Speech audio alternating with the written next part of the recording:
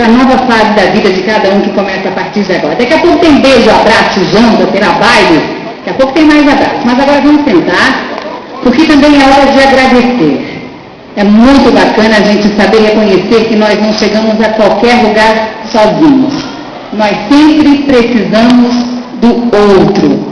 E há muitos outros especiais, importantes, responsáveis também por esse momento de hoje, que os nossos novos técnicos querem agradecer de coração, a começar por aquelas pessoas que souberam deixar a sua marca registrada em cada um dos novos profissionais, pessoas que são muito mais do que meros professores, que são mestres de verdade. Eu chamo então a técnica em radiologia, Nalúbia Alves de Barros, para falar aos nossos queridos mestres.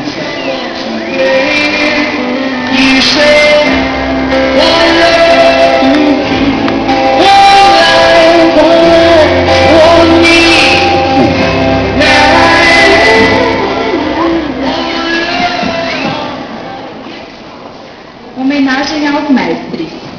A você que um dia esteve em nosso lugar e compreende toda a nossa alegria, a você que cresceu no seu saber e se dispôs a dividi-lo conosco, a você que já nos ocultou de muitas respostas, mostrando-nos o quanto somos capazes de encontrá-las.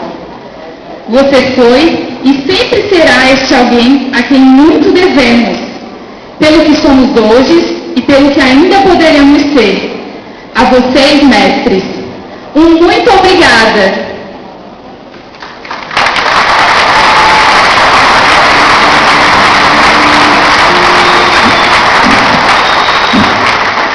Convidamos agora então a técnica em radiologia, Pamela